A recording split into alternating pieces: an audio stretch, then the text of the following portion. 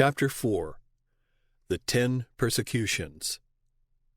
That which Rome was in its supreme place, the other cities of the empire, Alexandria, Antioch, Ephesus, Corinth, etc., were in their narrower spheres. For it was the licentiousness of Greece and the East which had given to the corruption of Rome a deeper dye. Into that world of iniquity Jesus Christ sent, as sheep among wolves, a little band of disciples carrying hope to the despairing, joy to the sorrowing, comfort to the afflicted, relief to the distressed, peace to the perplexed, and to all a message of merciful forgiveness of sins, of the gift of the righteousness of God, and of a purity and power which would cleanse the soul from all unrighteousness of heart and life, and plant there instead the perfect purity of the life of the Son of God and the courage of an everlasting joy. This gospel of peace and of the power of God unto salvation they were commanded to go into all the world and preach to every creature. The disciples went everywhere preaching the word, and before the death of men who were then in the prime of life, this good news of the grace of God had actually been preached in all the then known world. And by it many were brought to the knowledge of the peace and power of God revealed in the gospel of Jesus Christ. In every congregation there were prayers to God that he would listen to the sighing of the prisoner and captive, and have mercy on those who were ready to die. For the slave and his master there was one law and one hope, one baptism, one Savior, one judge. In times of domestic bereavement, the Christian slave doubtless often consoled his pagan mistress with the suggestion that our present separations are only for a little while, and revealed to her willing ear that there is another world, a land in which we rejoin our dead. How is it possible to arrest the spread of a faith which can make the broken heart leap with joy? Yet to arrest the spread of that faith, there were many long, earnest, and persistent efforts by the Roman Empire. Before entering, however, upon the examination of this subject as it is necessary to notice a point that has been much misunderstood or else much misrepresented, that is, the imperial or 10 persecutions. In the church and state scheme of the 4th century, the theory of the bishops was that the kingdom of God was come, and to maintain the theory, it became necessary to pervert the meaning of both Scripture history and Scripture prophecy. Accordingly, as the antitype of the 10 plagues of Egypt, and as the fulfillment of the prophecy of the 10 horns which made war with the Lamb, there was invented the theory of 10 persecutions of the Christians inflicted by the 10 emperors, Nero, Domitian, Trajan, Marcus Aurelius, Septimius Severus, Maximin, Decius, Valerian, Aurelian, and Diocletian. Some of these persecuted the Christians as Nero, Marcus Aurelius, Decius, and Diocletian. Others were as gentle toward the Christians as toward anybody else, and yet others not named in the list persecuted everybody but the Christians. The truth is that so far as the emperors were concerned, taken one with another, from Nero to Diocletian, the Christians fared as well as anybody else. In this discussion and in the study of this subject everywhere, it must ever be borne in mind that Christianity was wholly outlawed in the Roman Empire, and that every one who professed it became, by the very fact of his profession, an outlaw, an enemy to the emperor and people of Rome, and guilty of high treason. So long as the Christians were confounded with the Jews, no persecution befell them from the Roman state, because the Roman Empire had recognized the Jewish religion as lawful. Consequently, when the Emperor Claudius commanded all Jews to depart from Rome, Christians were included among them, as, for instance, Aquila and Priscilla. And when in Corinth under Gallio, the Roman governor of the province of Achaia, the Jews made insurrection against Paul upon the charge that this fellow persuadeth men to worship God contrary to the law. Gallio replied, If it were a matter of wrong or wicked lewdness, O ye Jews, reason would that I should bear with you. But if it be a question of words and names, and of your law, look ye to it, for I will be no judge of such matters. And with this he drave them from the judgment seat. Also, when the centurion Lysias had rescued Paul from the murderous Jews in Jerusalem, and would send him for protection to Felix the governor, he wrote to Felix thus, When I would have known the cause wherefore they accused him, I brought him forth into their council, whom I perceived to be accused of questions of their law, but to have nothing laid to his charge worthy of death or of bonds. To please the Jews, Felix left Paul in prison. When Festus came in and had given him a hearing, and would bring his case before King Agrippa, he spoke thus of the matter. There is a certain man left in bonds by Felix, about whom, when I was at Jerusalem, the chief priests and the elders of the Jews informed me, desiring to have judgment against him. To whom I answered, It is not the manner of the Romans to deliver any man to die, before that he which is accused have the accusers face to face, and have license to answer for himself concerning the crime laid against him. Therefore, when they were come hither without any delay on the morrow, I sat on the judgment seat, and commanded the man to be brought forth. Against whom, when the accusers stood up, they brought none accusation of such things as I supposed, but had certain questions against him of their own superstition, and of one Jesus, which was dead, whom Paul affirmed to be alive.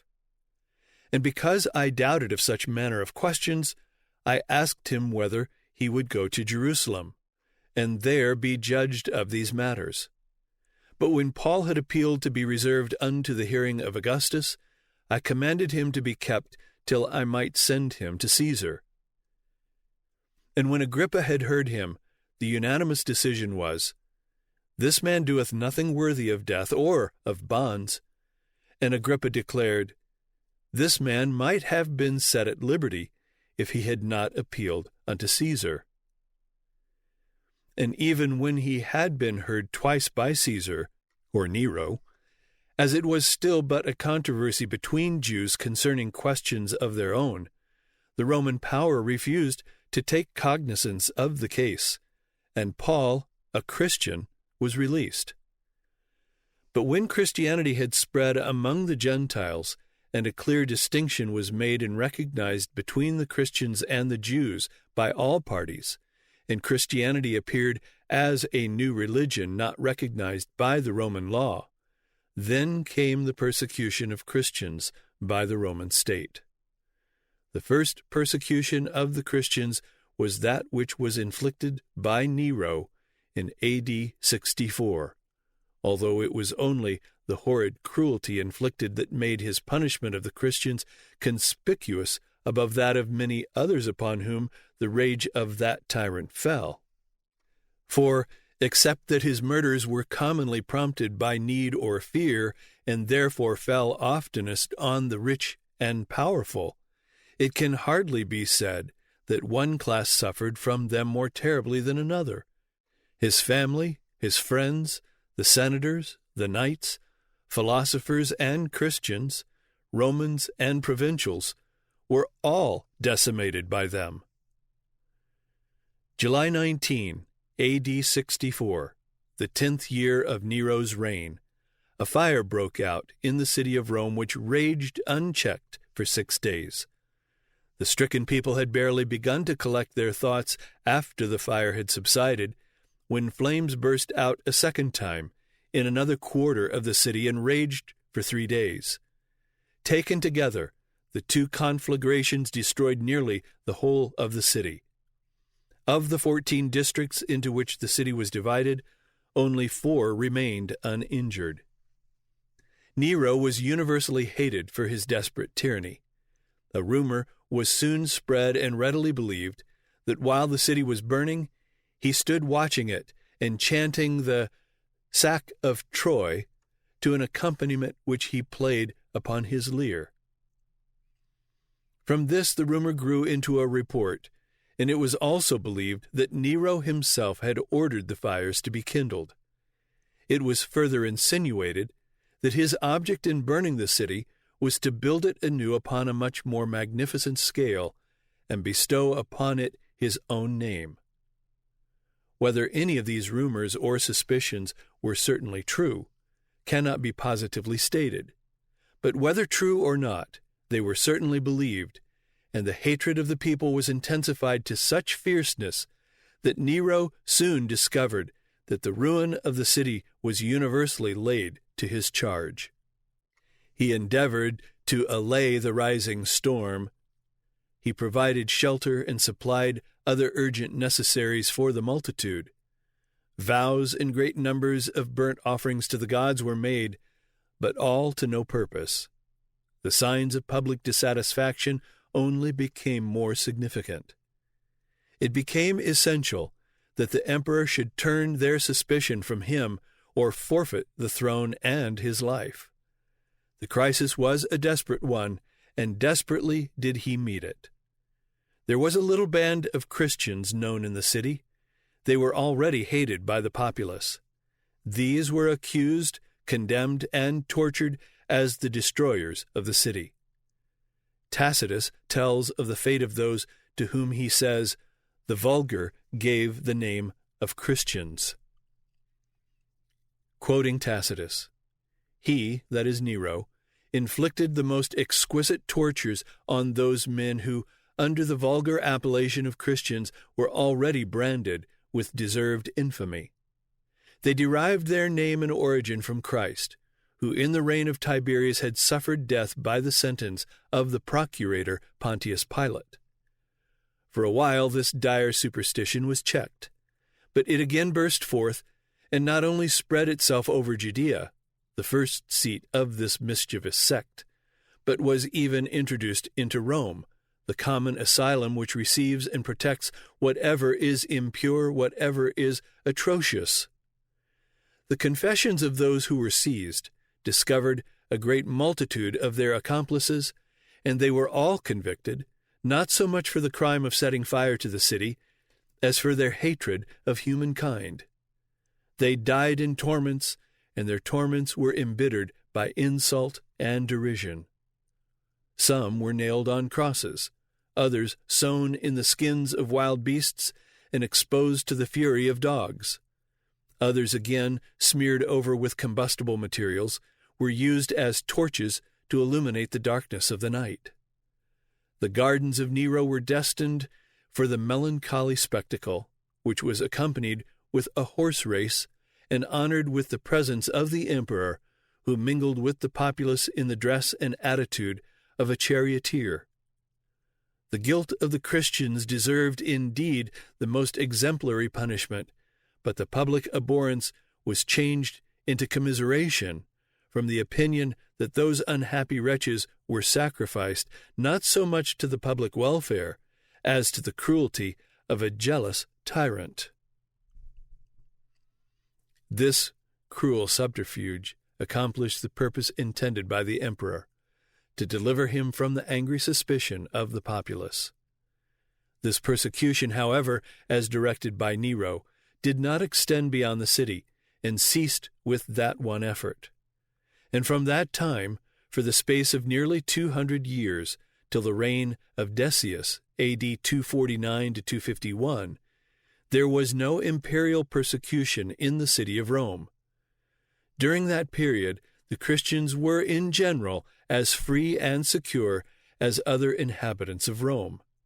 Their assemblies were no more disturbed than the synagogues of the Jews or the rites of other foreign religions. Domitian, who is next named in the list of persecutors, was so jealous of his imperial power and withal such a downright coward that he was afraid of every man who was or might become popular or from any cause conspicuous. His suspicions were constantly creating imaginary plots against his throne and his life, and his fears welcomed any tale of treason or of plot. There was an ample number of flatterers and sycophants who voluntarily assumed the vile office of informers, to have satisfied perhaps any man in the world but Domitian. He, however, was not content with this. He deliberately hired every man in the empire who was willing to sell himself to such service, and there were multitudes who were willing so to sell themselves. This system had been employed by others, but Domitian seems of all the emperors to have carried it furthest and adopted it most systematically.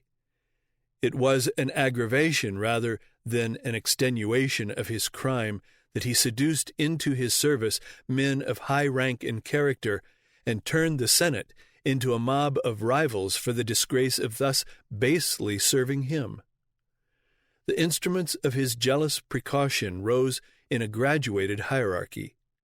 The knights and senators trembled before a Massabibius, a Carus, a Latinus, but these delators trembled in their turn before the prince of delators, Memmius Regulus, and courted him, not always successfully, by the surrender of their estates or their mistresses. The best and noblest of the citizens were still marked out as the prey of delators whose patron connived at enormities which bound their agents more closely to himself and made his protection more necessary to them. The haughty nobles quailed in silence under a system in which every act, every word, every sigh was noted against him, and disgrace, exile, and death followed upon secret whispers. The fears of Domitian increased with his severities. He listened to the tales not of senators and consulars only, but of the humblest officials and even of private soldiers.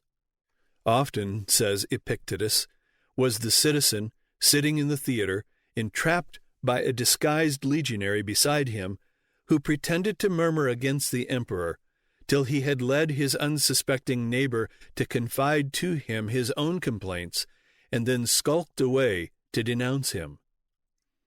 Such a system gave full and perfect freedom to vent every kind of petty spite, and not only was freedom given to it, but by the informers receiving a share of the property of the accused, a premium was put upon it. Many were put to death to allay Domitian's fears. Large numbers of others were either put to death or banished for the sake of their property, and yet many others were executed or banished upon charges invented by the informers to satisfy their personal hatred or to maintain with the emperor their standing of loyalty. Among the victims of this universal treachery, some Christians were numbered. Hated as they were, it would have been strange indeed had there been none. Among these were the Apostle John, who was banished to the Isle of Patmos. There were two others whose names we know, Flavius Clemens and his wife Domitilla. Clemens was the cousin, and Domitilla was the niece of Domitian. Clemens had enjoyed the favor of the emperor for a long time, and attained the honor of the consulship. The term of his office, however, had hardly more than expired when he was accused, condemned, and executed, and Domitilla was banished to a desolate island on the western coast of Italy.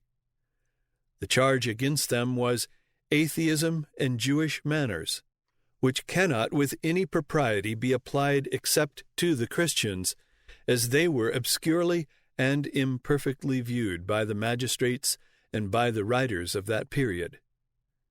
A great number of other persons were involved in the same accusation as were Clemens and Domitilla, and likewise met the same fate with them, confiscation of goods and banishment or death. Yet it is with no manner of justice or propriety that this has been singled out as a persecution against the Church or of Christians as such, because at the same time there were thousands of people of all classes who suffered the same things and from the same source.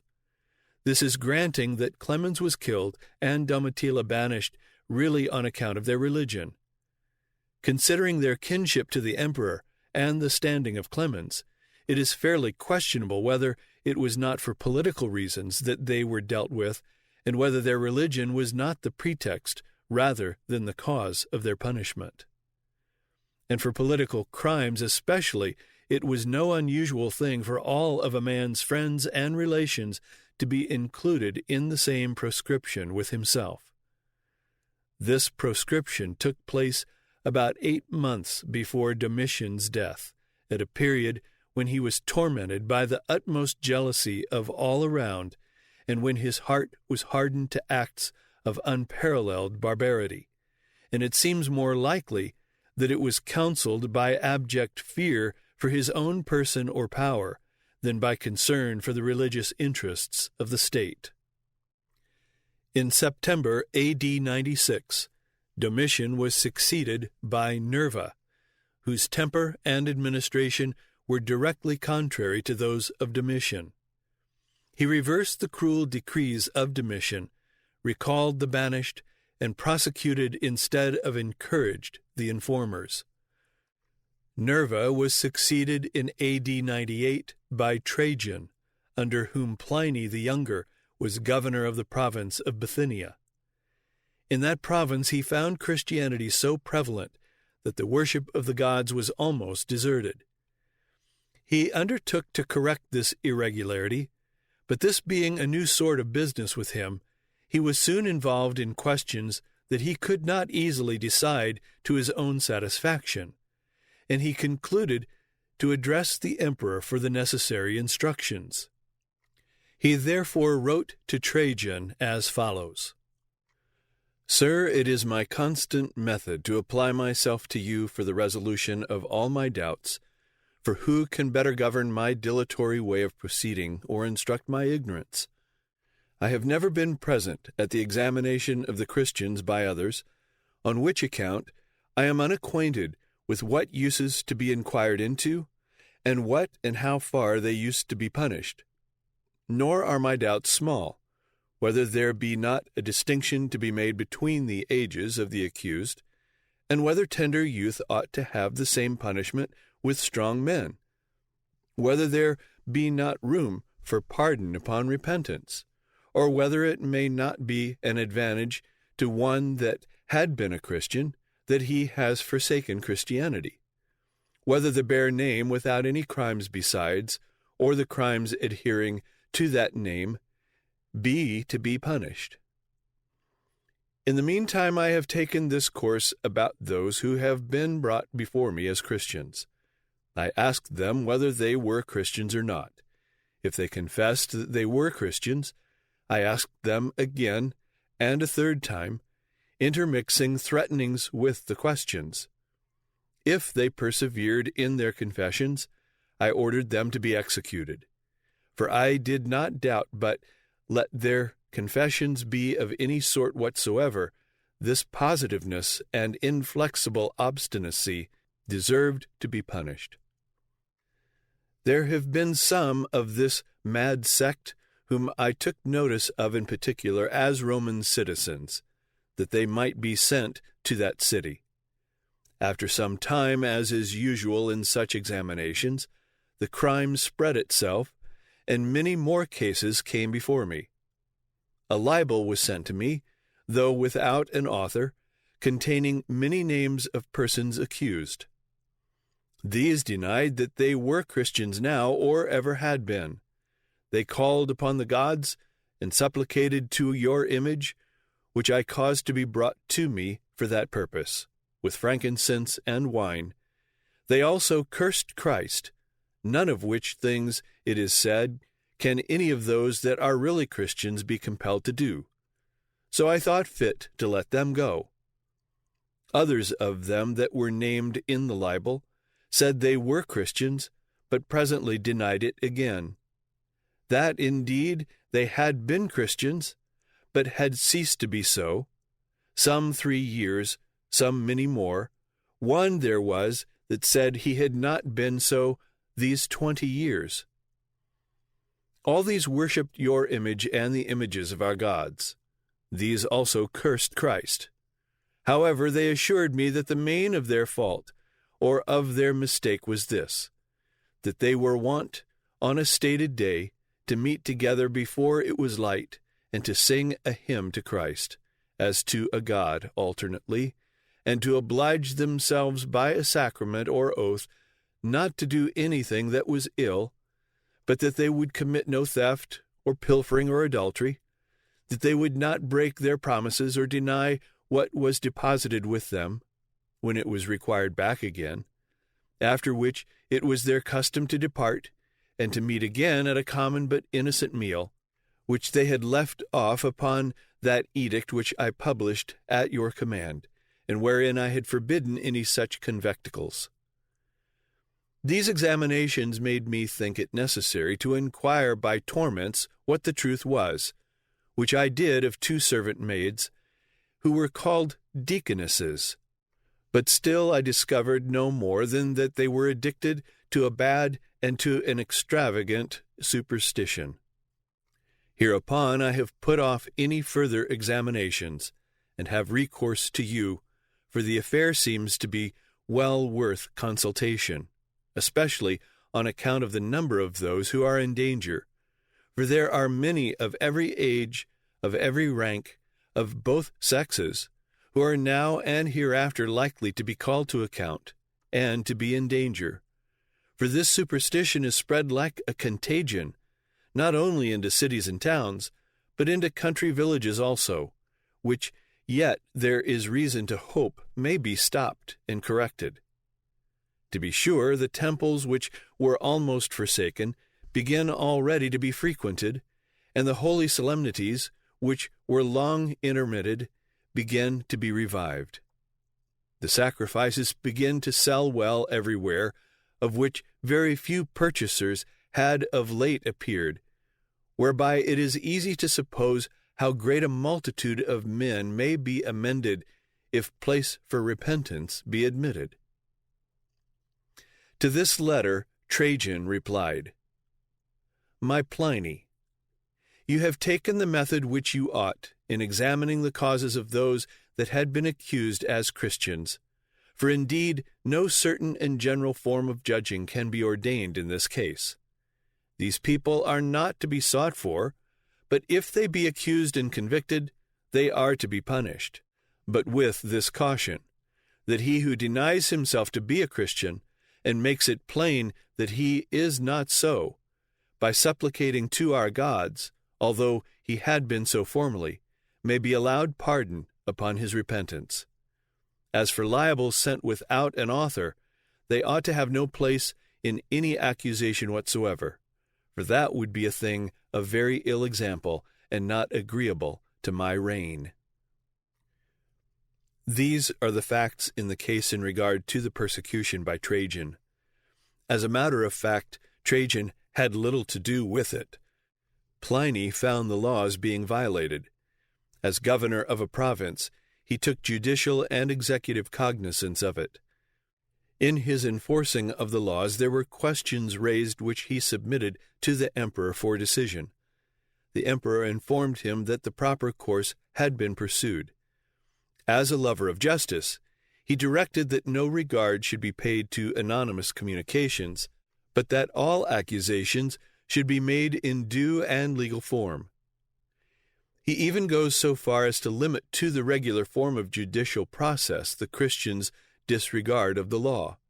They were not to be sought after, but when accused in regular form, if they refused to yield, they were to be punished. In all this it is easy to see the emperor, who was the representative of the law, the just judge, refusing everything but the strictest conformity to the regular legal proceedings, and the humane man, willing rather to forego opportunity than to hunt for occasion to prosecute. It is difficult, therefore, to see how Trajan could fairly be charged with persecuting the Christians. Trajan died in A.D. 117 and was succeeded by Hadrian. The fanatical populace, being forbidden by Trajan's orders to proceed against the Christians in any but the legal way, had in many places taken to raising riots and wreaking their vengeance upon the Christians in this disorderly way. In AD 124, Hadrian made a tour through the eastern provinces. The proconsul of Asia Minor complained to him of these riotous proceedings. The emperor issued a rescript commanding that the Christians should not be harassed, nor should informers be allowed to ply their trade in malicious prosecutions. If those who desired to prosecute the Christians could clearly prove their charges before the tribunal, let them pursue this course only, but not by mere petitions and mere outcries against the Christians. If anyone bring an accusation and can show that they have done anything contrary to the laws, the magistrate was to judge of the matter according to the heinousness of the crime.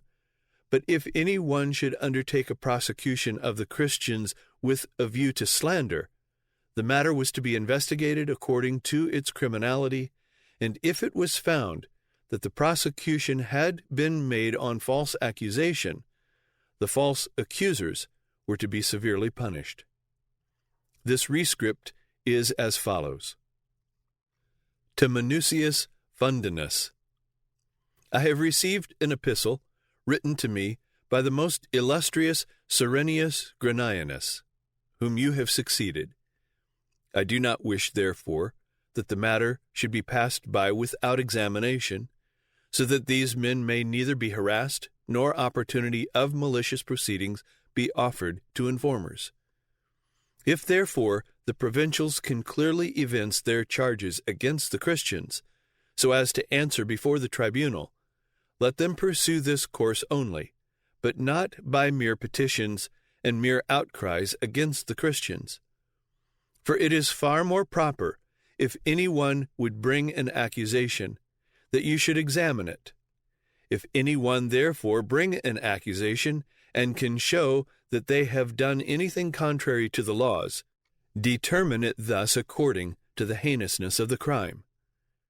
So that indeed, if any one should purpose this with a view to slander, investigate it according to its criminality, and see to it that you inflict the punishment. Hadrian's leniency was not from any respect to the Christians as such, but from his own native respect for justice and fairness. He died AD 138 and was succeeded by Antoninus Pius. As soon as Hadrian's death was known, the restraints imposed by his edicts were cast off, and the sufferings of the Christians from popular tumult and riot were renewed. The bitterness of the popular clamor was deepened by serious disasters. Disastrous floods, earthquakes, and fires occurred about this time, all of which the superstitious pagans interpreted as the evidence of the anger of the gods poured upon the empire as punishment for the disrespect shown to the gods by the Christians, and which was so lightly dealt with by the imperial power. Antoninus, however, being doubtless the mildest-mannered man that ever held the imperial power of Rome, renewed and rather extended the protective edicts of Hadrian. Antoninus was succeeded in AD 161 by Marcus Aurelius. Public calamities still continued.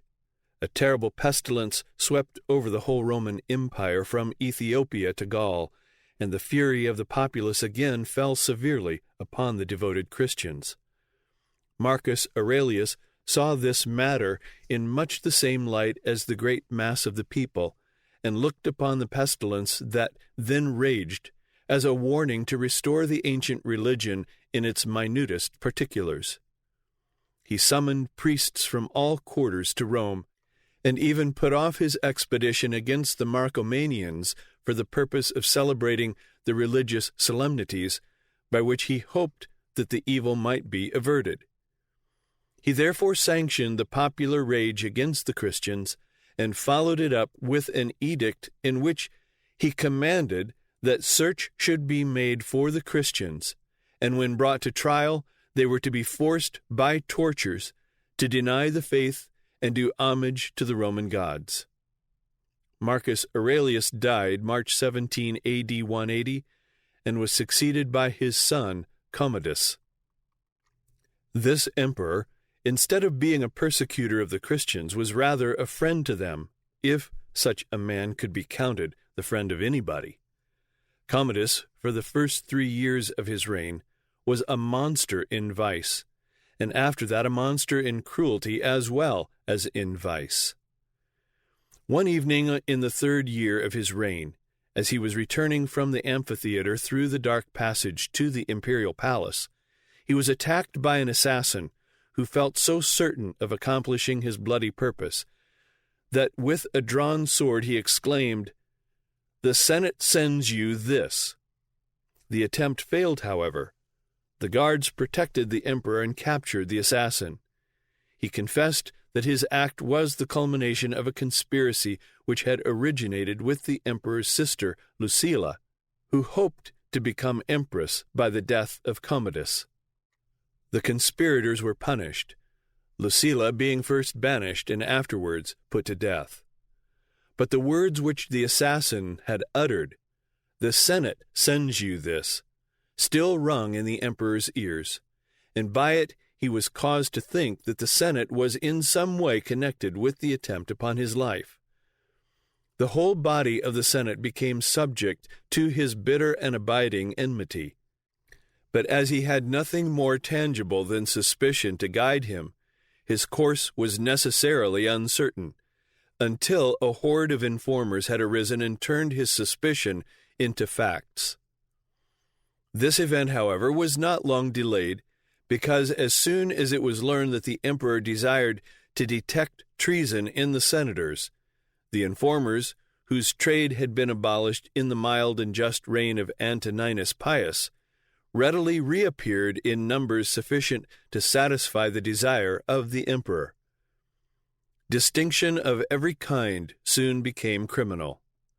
The possession of wealth stimulated the diligence of the informers. Rigid virtue implied a tacit censure of the irregularities of Commodus. Important services implied a dangerous superiority of merit, and the friendship of the father always ensured the aversion of the son. Suspicion was equivalent to proof, trial to condemnation.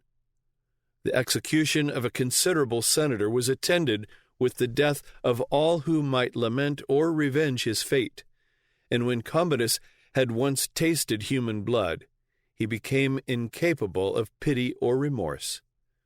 Every sentiment of virtue and humanity was extinct in the mind of Commodus. Whilst he thus abandoned the reins of empire to these unworthy favorites, he valued nothing in sovereign power except the unbounded license of indulging his sensual appetites. His hours were spent in a seraglio of 300 beautiful women, and as many boys of every rank and of every province, and wherever the arts of seduction proved ineffectual, the brutal lover had recourse to violence. The intervals of lust were filled up with the basest amusements. Wild beasts were brought from far countries, that the emperor might have the honor of slaying them with his own hand. The African lion in his native haunts, men were forbidden under heavy penalty to kill even in self-defense, that he might be reserved for the sport of the emperor. At last he entered the arena in the character of a gladiator, armed with a helmet, a sword, and a buckler, and obliged gladiators to fight with him, armed only with a net and a leaden trident.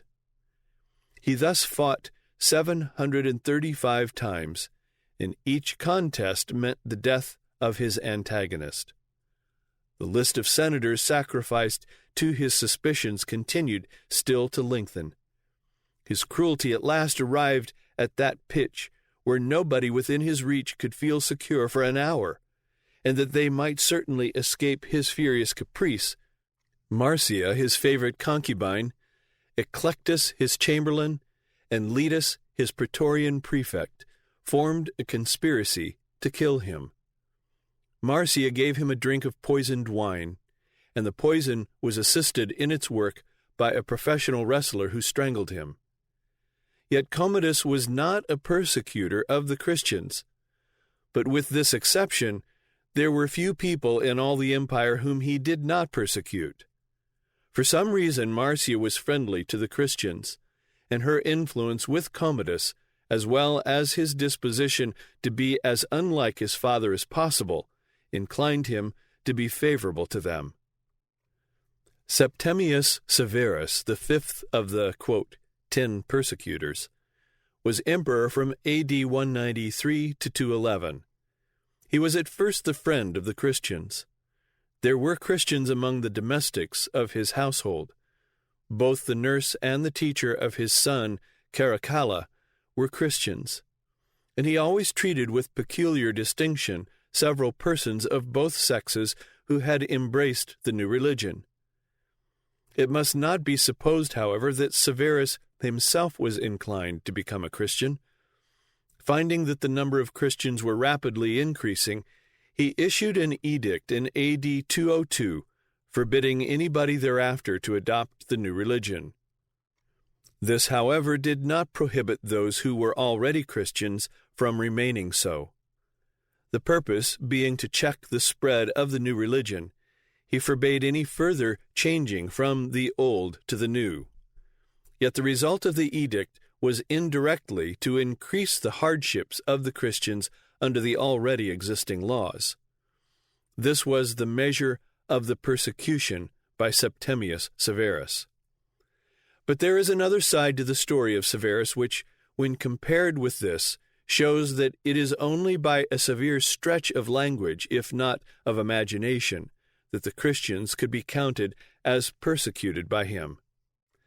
It was through a triangular civil war that Septimius Severus secured the imperial power. He was commander of the troops on the Illyrian front, and was in Pannonia. Persinius Niger was commander of the troops in Syria. Claudius Albinus was governor of Britain. The troops of Niger proclaimed him emperor, and the troops of Severus did the same for him. Severus had the advantage of being nearest to Rome. He hastened into Italy with his army and was acknowledged by the Senate as lawful emperor. War immediately followed between Severus and Niger. Niger was defeated in 2 engagements and slain.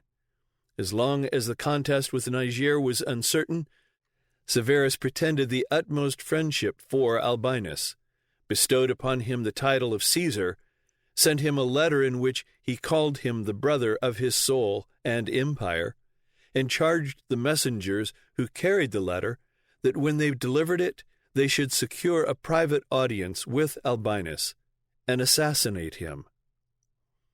Albinus, however, detected the conspiracy, and by it discovered that if he were to live, it would have to be as emperor. He crossed into Gaul. The armies met at Lyon. Albinus was defeated, captured, and beheaded. Severus discovered that the Senate had encouraged Albinus. He therefore sent to the Romans the head of Albinus with a letter declaring that none of the adherents of either Albinus or of Niger should be spared. He did, however, pardon 35 senators who were accused of having favored Albinus, while 41 other senators with their wives, their children, and their friends were put to death. The same punishment was inflicted upon the most prominent characters of Spain, Gaul, and Syria, while many others were sent into exile or suffered the confiscation of all their property, merely because they had obeyed the governor under whose authority they had happened to fall in the triangular conflict. Niger had been a popular governor, and many cities of the East contributed to him considerable sums of money when he was proclaimed emperor. All these cities were deprived of their honors, and were compelled to pay to Severus 4 times the amount that they had contributed to Niger. To elevate to the dignity of a persecution the treatment of the Christians by Septimius Severus in view of his treatment of the Roman Senate and whole cities and provinces of the empire, bears too much evidence of an attempt to make out a case to be counted worthy of any weight. Severus was succeeded in AD 211 by his two sons, Caracalla and Geta. A little more than a year afterward, Caracalla murdered Geta in his mother's arms, who in the struggle to protect him was wounded in the hand and covered with blood. And immediately following, under the vague appellation of the friends of Geta, above 20,000 persons of both sexes suffered death. This, however, was but the beginning, for Caracalla was the common enemy of mankind. He left the city of Rome in AD 213 and spent the rest of his reign, about 4 years, in the several provinces of the empire, particularly those of the east, and every province was by turn the scene of his rapine and cruelty. The senators were compelled to accompany him wherever he went and to furnish daily entertainment at immense expense, which he gave over to his soldiers. They were likewise required to build in every city where he would come magnificent palaces and splendid theaters, which he would either not visit at all or else visit and order at once to be torn down. The property of the most wealthy was confiscated at once, while that of the great mass of the people was taken under the form of taxes heavily increased. In the city of Alexandria in Egypt, simply because they had indulged in a bit of raillery at his expense, he took his station on top of the temple of Serapis and commanded a general massacre of the citizens, which he directed and enjoyed from his elevated station.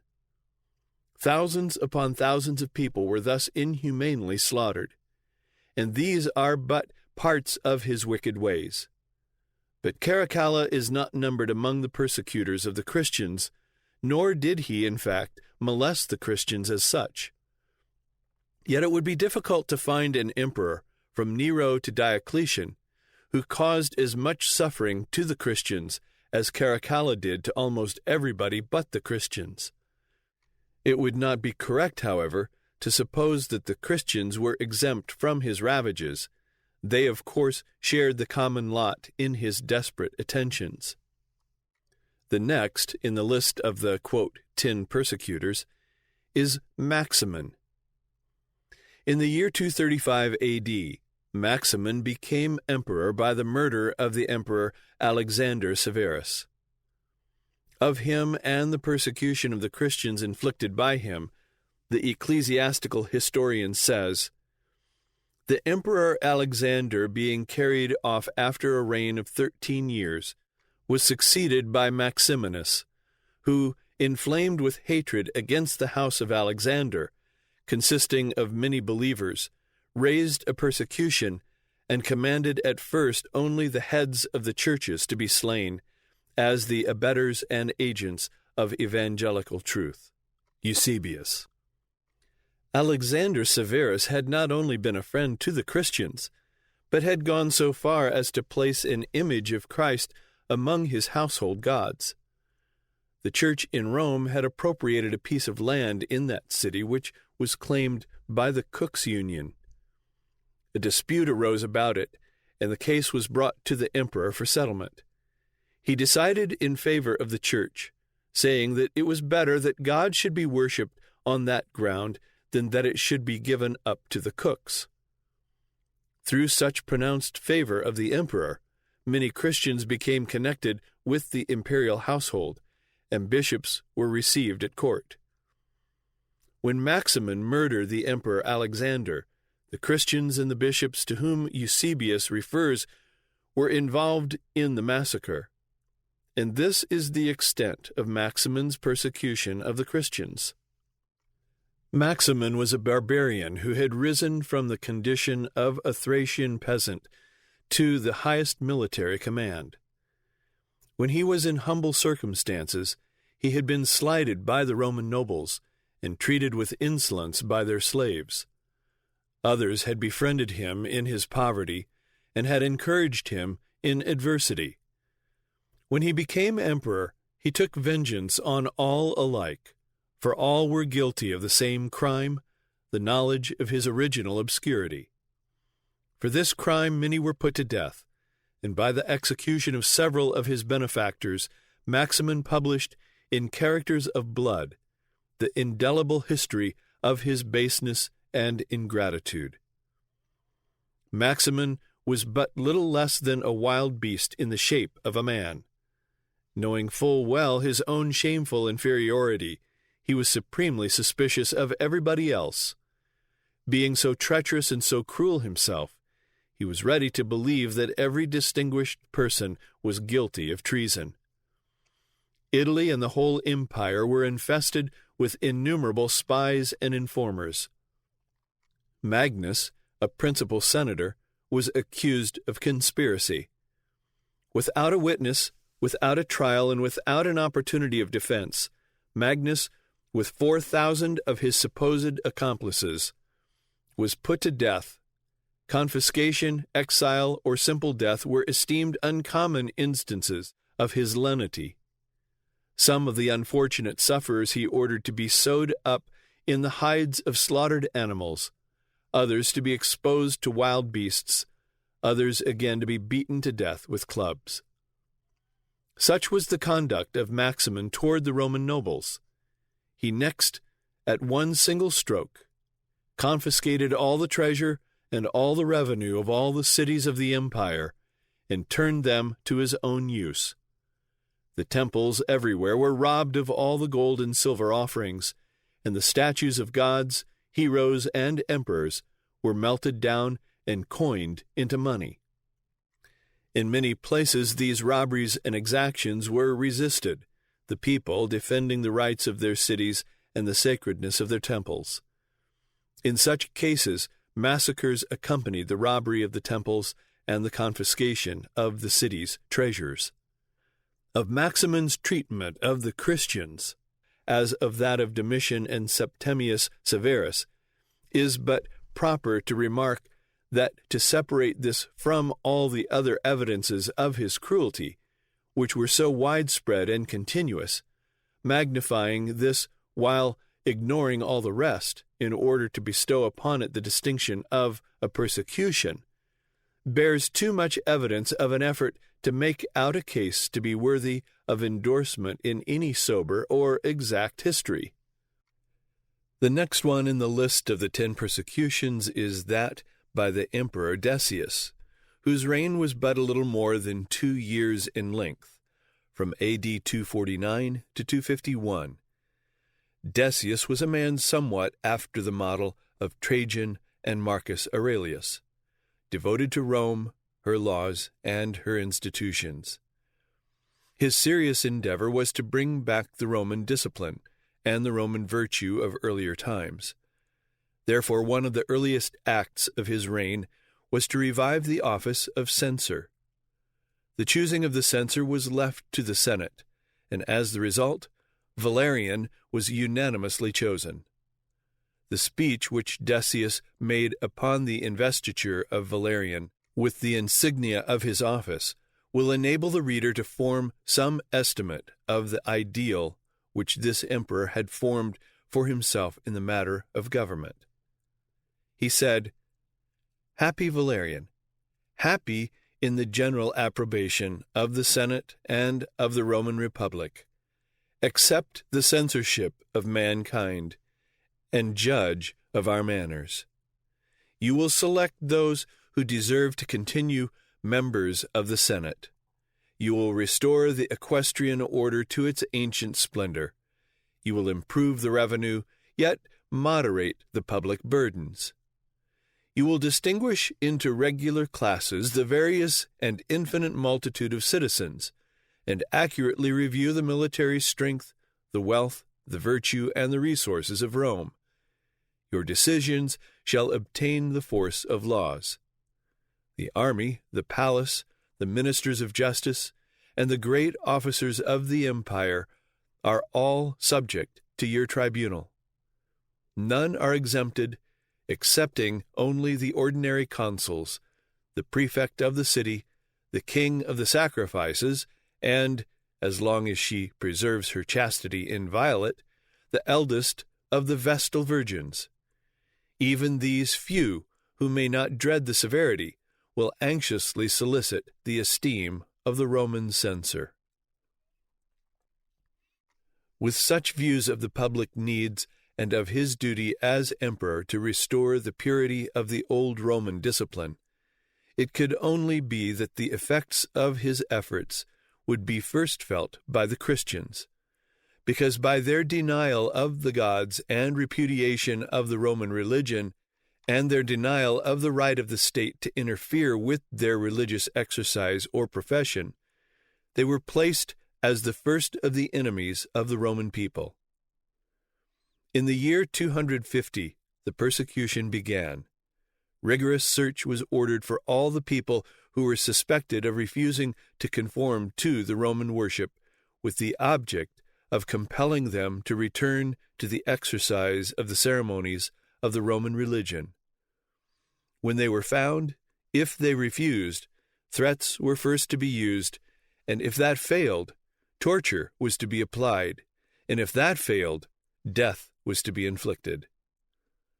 The persecution began in Rome, and as there had been a long period of peace, many of the professed Christians had become worldly, and thought more of increasing their earthly possessions than of cultivating the Christian virtues. Cyprian, bishop of Carthage, who lived at the time and was put to death only a few years afterward, says, "Forgetful of what believers had either done before in the times of the apostles, or always ought to do, they, with the insatiable ardor of covetousness, devoted themselves to the increase of their property." Immediately upon the issuing of this edict, large numbers of these gave up their profession, whose ready compliance encouraged the emperor to suppose that it would be but an easy task entirely to suppress the Christian faith. Bishops themselves had set the people an example in worldly degeneracy, for Cyprian says of them, "Among the priests there was no devotedness of religion. Among the ministers there was no sound faith. In their works there was no mercy. In their manners there was no discipline. In men their beards were defaced. In women their complexion was dyed. The eyes were falsified from what God's hand had made them. Their hair was stained with a falsehood. Crafty frauds were used to deceive the hearts of the simple, subtle meanings for circumventing the brethren. They united in the bond of marriage with unbelievers. They prostituted the members of Christ to the Gentiles. They would swear not only rashly, but even more would swear falsely, would despise those set over them with haughty swelling, would speak evil of one another with envenomed tongue, would quarrel with one another with obstinate hatred. Not a few bishops who ought to furnish both exhortation and example to others, despising their divine charge, became agents in secular business, forsook their throne, deserted their people, wandered about over foreign provinces, hunted the markets for gainful merchandise, while brethren were starving in the church. They sought to possess money in hoards. They seized estates by crafty deceits. They increased their gains by multiplying usuries. Seeing then that so many of the people had so readily renounced their profession, and believing that the influence of the bishops was to a large extent the cause of the existence and spread of Christianity, and seeing the character of many of them thus displayed, the efforts of Decius were first directed at these with the hope that if their influence was checked, it would be easy to restore the Roman worship.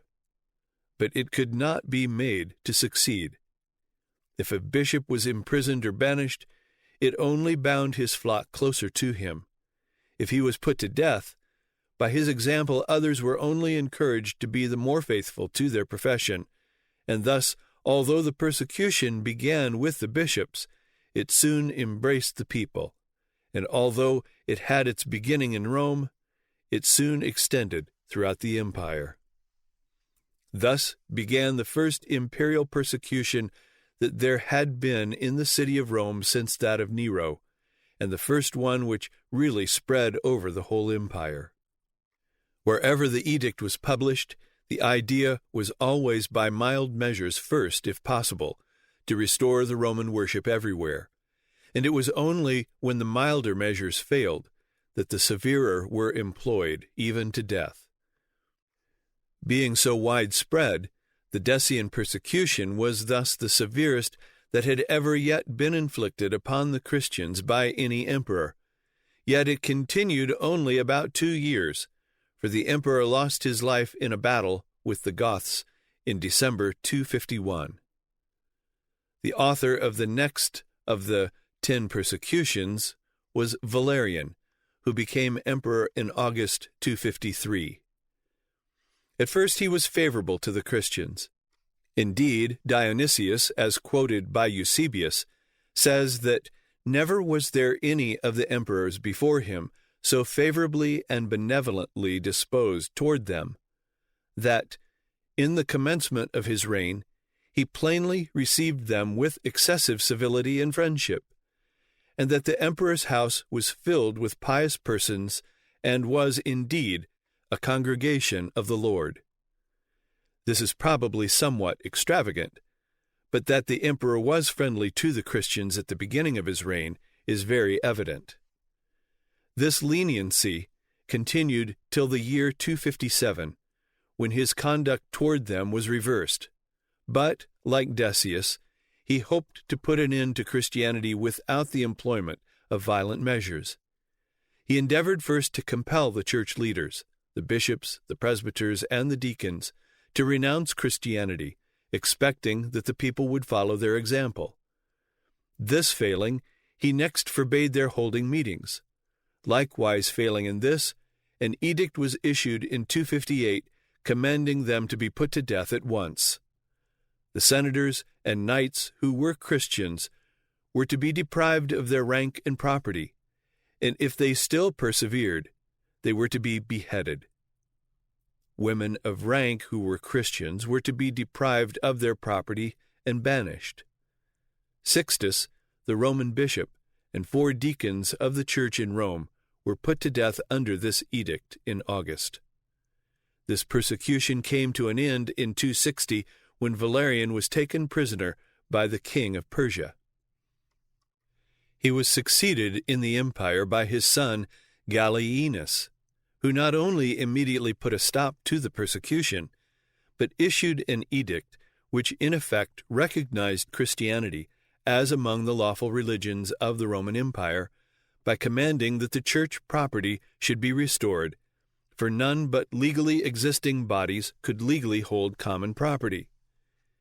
Yet this man, who showed himself to be such a friend to the Christians as to make their religion legal, was very little behind Maximin in his cruelty to everyone but the Christians. During his reign there arose 19 usurpers in different parts of the empire, of whom there was not one who enjoyed a life of peace or died a natural death. Gallienus was so fortunate as to be successful over them all, yet their efforts kept the empire in a state of constant ferment, and the disposition of Gallienus toward all may be gathered from a command that he issued with respect to one Ingenuus, who assumed the office of emperor in the province of Illyricum. When the revolt had been quelled, Gallienus wrote to his minister there these words: "It is not enough that you exterminate such as have appeared in arms. The chance of battle might have served me as effectually. The male sex of every age must be extirpated, provided that, in the execution of the children and old men, you can contrive means to save our reputation. Let every one die who has dropped an expression, who has entertained a thought against me, the son of Valerian, the father and brother of so many princes.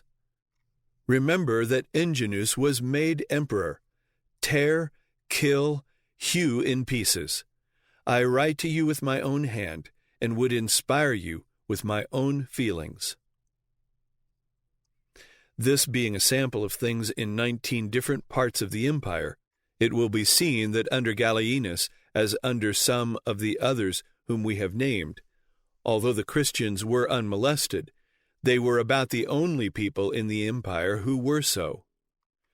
The next one in the list of the 10 persecutors is Aurelian, who became emperor in AD 270. His persecution, like that of some of the others in the list, is a myth.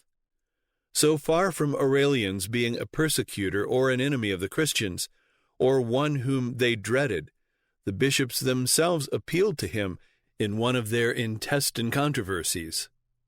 Paul of Samosata was bishop of Antioch, and like many other bishops of his day, he assumed a style and an arrogance becoming an emperor of Rome rather than a servant of Christ. He was accused of heresy and tried by a council of bishops, who pronounced him deposed and named another to be seated in his place. But although they could easily enough pronounce him deposed, it was another thing to unseat him, in fact. Paul held his bishopric in spite of them. The council then appealed to Aurelian to enforce their decree and compel Paul to vacate the bishopric. Aurelian refused to decide the question himself, but referred them to the Bishop of Rome, saying that whoever the bishops of Rome and Italy should decide to be the proper person should have the office. They decided against Paul, and Aurelian compelled him to relinquish his seat. Afterward, however, in the last year of his reign, as it proved to be, Eusebius says that Aurelian was persuaded to raise persecution against the Christians, and the rumor was spread abroad everywhere, yet before any decree was issued, death overtook him. This is the history of Aurelian as one of the, quote, persecutors, and this is the history of the 9th persecution.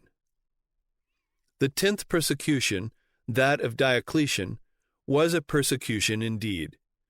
We shall not dwell upon it here because it will have to be noticed fully in another place.